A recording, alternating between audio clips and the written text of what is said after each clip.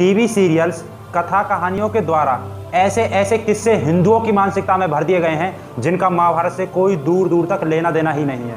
आज महाभारत को इस कदर बिगाड़ दिया है कि उसके इतिहास को मिट्टी में मिला दिया बिल्कुल। अगर आप महाभारत को उठाकर देखते हैं, उनकी जो सामान्य घटना है उन घटनाओं को इतना विशाल रूप दे दिया है, जादू टाइप में, उन्हें मैजिक टाइप में आप बोल सकते हैं कि उन्हें बदल दिया गया है। महाभारत से योगीराज श्री कृष्ण पर इतने बड़े बड़े आरोप लगाए गए हैं कि सामान्य मनुष्य के लिए वो बड़े ही घिनौने आरोप हैं। चोर, कपटी, वाहियात, छलिया जैसे आरोप श्री कृष्ण पर लगाए हैं, जिनके जीवन चरित्र पर एक बाल जैसा भी दाग नहीं था, उन्हें आज चोर, कपटी और वाहियात, छलिया जैसा बनाकर हमने खड़ा कर दिया है। आप देखते हैं कितना बेकार बेकार सीन श्री कृष्ण के नाम पर दिखाए जाते हैं, पर हमारा विषय आज कुछ और है। हमारा विषय इतना महत्वपूर्ण और गूढ़ है, उस पर बात करनी बेहद ज़रूरी हो जाती है। पर कुछ सामान्य जानकारी जो हर मनुष्य के पास होनी चाहिए कि जब हमारी जो महाभारत थी शुरुआत में, उसमें शुरुआत में 10,000 श्लोक थे, और आज जो महाभारत आ रही है आप सुनकर चौंक जाएंगे गोरखपुर प्रेस से, उसमें 1,10,000 श्लोक है। सीधा सीधा 1,00,000 श्लोकों की मिलावट, जिससे आप पता लगा सकते हैं कि महाभारत के साथ कितनी छेड़छाड़ की गई होगी। ऐसी एक घटना, कथा, किस्सा हम आपके सामने ला रहे हैं जिससे हम बोलते हैं खाटू श्याम बरबरी। मैं आपको एक बेसिक जानकारी दे दूं, जो ठीक ठीक वाली महाभारत है, ठीक ठीक वाली महाभारत में से एक भी श्लोक बरबरी के नाम का नहीं है। जो भी लोग बरबरी का कहानी और किस्सा हमें सुनाते हैं, पहली बात, जहाँ से खाटू श्याम और बरबरी का जो मंदिर है, जहाँ पे वहाँ से कुछ चैनल ऑपरेट होते हैं यूट्यूब पे, ऑफिशियल चैनल उनके मंदिर से।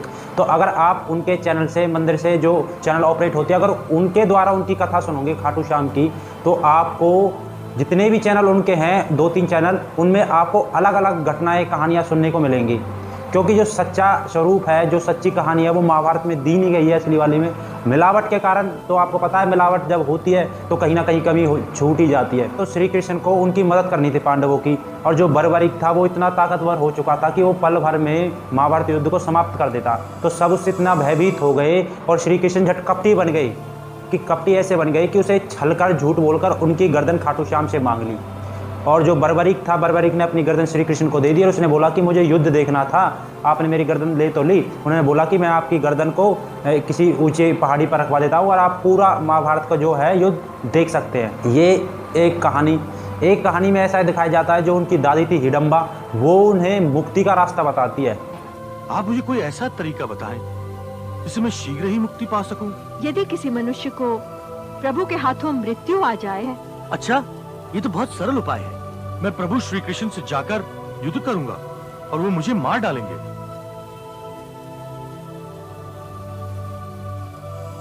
मुक्ति यानी कि संसार के जन्म मृत्यु के चक्कर से छूट जाने, उसे मुक्ति बोलते हैं। उन्होंने बताया कि अगर कोई व्यक्ति प्रभु, यानी कि प्रभु उसे श्री कृष्ण को दिखाया गया था, अगर आप कोई भी व्यक्ति प्रभु के द्वारा मृत्यु पाता है तो वो मुक्ति को जाता है।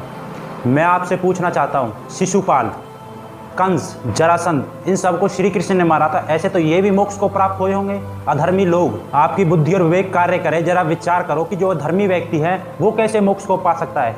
मोक्ष को पाने का रास्ता अलग होता है। वो कौन सा रास्ता है, जरा सुनिए। मोक्ष अवस्था में यजुर्वेद कहता है, 17 अध्याय मंत्र 14, जो व्यक्ति संसार में सबसे बुद्धिमान, योगी, पूर्ण सत्यवादी, प्रभु भक्त, उपासक एवं संयमी जीवन जीते हुए परमेश्वर की उपासना करता है, वो मोक्ष को प्राप्त होता है। इसके लिए शुभ कार्य, मन की स्वच्छता, आत्मा की पवित्रता, श्रेष्ठ आचरण, प्राणी मात्र से प्रेम भाव अत्यंत आवश्यक है। एक तरफ बर्बरीक की कहानी में ये सुनने को भी मिलता है कि जो बर्बरीक था वो कमजोर पक्ष की तरफ से लड़ेगा, चाहे बेशक से वो अधर्म के रास्ते पर क्यों न चल रहा हो।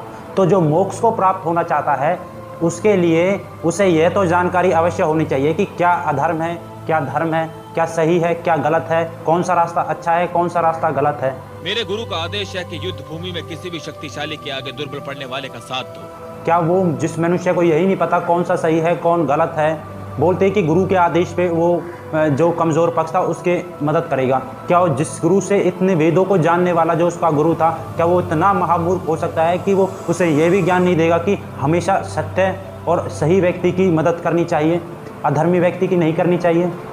पर आपकी बुद्धि और बल विवेक कोई कार्य नहीं करता, आपको सिर्फ कहानियों पर विश्वास करना है। अच्छा भाई, कोई युद्ध तो कुरुक्षेत्र में हुआ था, तो उसकी चीज़ तो राजस्थान में कैसे संभव है? अगर हम मानते हैं कि भाई उसका सिर कुरुक्षेत्र में आसपास है कहीं, तो विश्वास भी होता थोड़ा बहुत। उसका सिर तो राजस्थान में है, कैसे आप विश्वास करोगे? और ये सब कुछ वेद विरुद्ध, साइंस विरुद्ध, विज्ञान विरुद्ध है। ऐसा हो ही नहीं सकता। अगर किसी व्यक्ति का सर कट गया तो उसे मरना पड़ेगा, वो कुछ संजीवित रह सकता है, पर ऐसा नहीं कि पहाड़ पर बैठकर पूरा युद्ध देख सकता है। ये झूठ है, एक कहानी है, और इसका असली वाली महाभारत से कोई लेना देना नहीं है। अगर आपको ठीक वाली महाभारत पढ़नी है तो उसकी मैं आपको बता देता हूँ। स्वामी जगदीश्वरानंद सरस्वती के नाम से आपको गूगल पर मिल जाएगी। आप वहाँ पर जाके ठीक वाली महाभारत को पढ़िए और अपने वैदिक सनातन धर्म को आगे बढ़ाइए। कल्पनाओं और घटनाओं पर, झूठियों पर विश्वास नहीं करता। जो विज्ञान है, जो साइंस है, साइंस के आधार पर ही हमारा धर्म टिका हुआ है। जो साइंस के आधार पर धर्म को नहीं मानते वो धर्म है ही नहीं। ठीक है, जो जैसा अब समय चल रहा है फिलहाल, जैसे सूर्य, चंद्रमा और गुरुत्वाकर्षण फोर्स जितने भी कार्य करते, ऐसे ही पहले कार्य करते थे। करोड़ों लोग आए, करोड़ों लोग चले गए, करोड़ों लोग आएंगे और फिर भी चले जाएंगे। जो समय है, जो गुरुत्वाकर्षण है, जो सूर्य चंद्रमा, सेम ऐसे ही कार्य करता रहेगा। वो किसी के लिए रुकता नहीं है, ठहरता नहीं है, वो किसी के लिए अपना कार्य नहीं छोड़ता। अगर वो छोड़ेगा तो सृष्टि नहस वहस हो जाएगी। अगर गुरुत्वाकर्षण बल, फोर्स, अगर एक पॉइंट भी उसमें अगर चेंज आ गया तो सब कुछ विनाश हो जाएगा। जो सूर्य की तरफ भाग जाएगी पृथ्वी, चंद्रमा दूर चला जाएगा, बहुत कुछ इस संसार का विनाश हो जाएगा। अगर इसमें 1% भी छेड़छाड़ हुई तो ये सब कहानी है। जो व्यक्ति मानना चाहते हैं उनकी बुद्धि और विवेक अच्छे कार्य करें, अच्छी बात है, अपने वैदिक सनातन धर्म को मानते हैं। जिनके जो नहीं मानना चाहते उनकी अपनी अलग बुद्धि। आपने वीडियो देखी, आपका आभार। चैनल पर और वीडियो आप चेक कर सकते हैं। नमस्ते।